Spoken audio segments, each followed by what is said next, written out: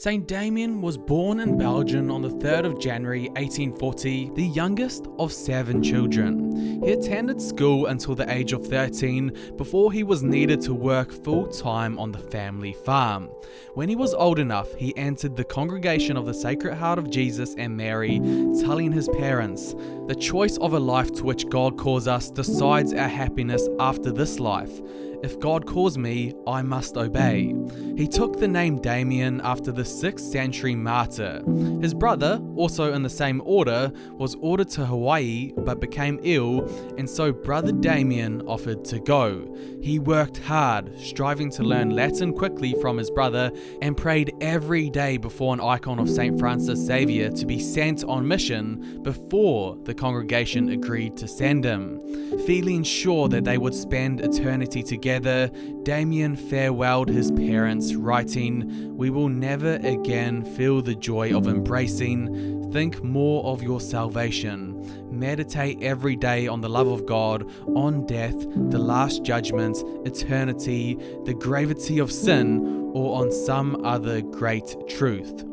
He was ordained as a priest 2 months after his arrival in Hawaii. Those years were a dark chapter in Hawaiian history. Bounty hunters searched the islands in search of suspected leprosy cases. Leprosy became known as the separating sickness, as families were then torn apart as suspected members were sent to the leper colony on the Kalaupapa Peninsula called Molokai, surrounded on 3 sides by the ocean and the other by a cliff. To be sent was a death sentence, never to return.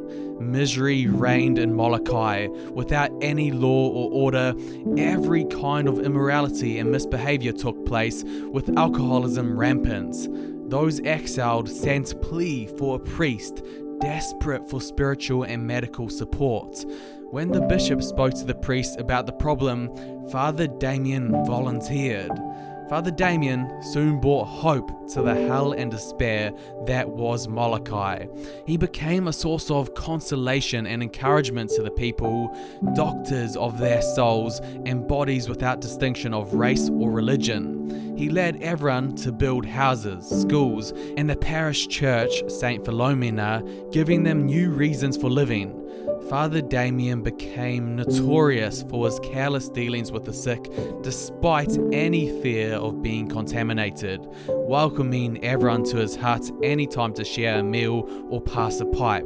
The lawless colony formed into a place where the law of love prevailed, thanks to Father Damien.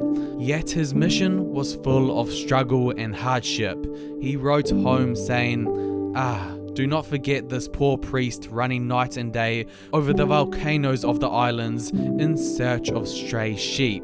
Pray night and day for me, I beg you. Have prayers said for me at home, for if God withdraws his grace from me for an instant, I would immediately be plunged into the same mud of vice from which I want to rescue others." Damien described in a letter to his brother the conditions.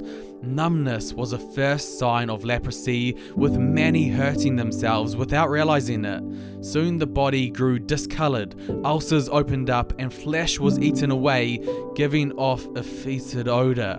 One day at Sunday Mass, he was so overcome by the smell, he nearly had to flee the church, and the sick sometimes went around with worms squiggling in their sores. "I sow with tears. From morning to night I am in the midst of physical and moral misery, which chokes my heart. Nevertheless, I strive to be joyful so that I can lift the spirits of my poor people. I present death to them as the end of their troubles and their entrance into heaven, if they trust God." One day, Father Damien placed his tired feet into a bath of warm water. When he took them out, they were covered in big blisters with the skin peeled off, burnt.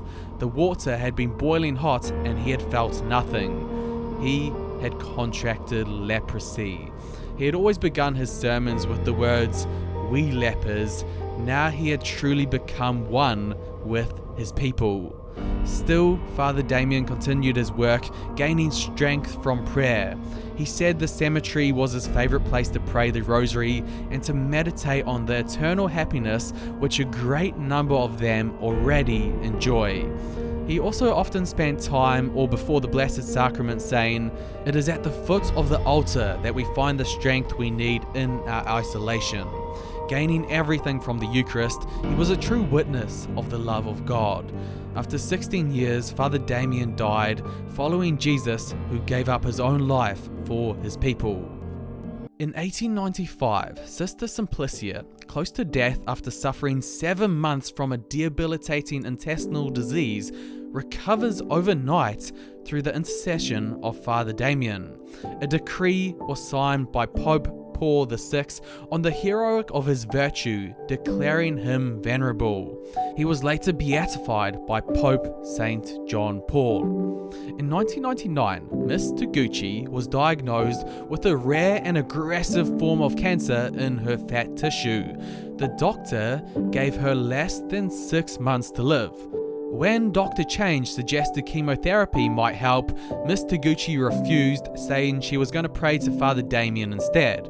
After a pilgrimage to Molokai, new x-rays in 1998 showed that her cancer had begun to shrink. By 1999, there was no sign of cancer.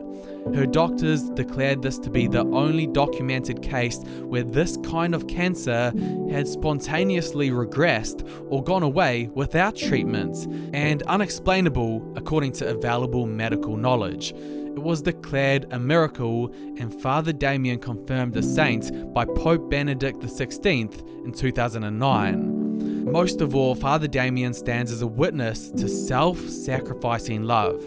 He was courageous, strong-willed, and resilient. He was always known to be very happy, a common phenomenon for those who pray and work hard to serve the Lord and others. Let us also be happy. Let us follow his example to find our sense in life in the gospel and listen to the call to holiness and to bring the good news to the poor of our time.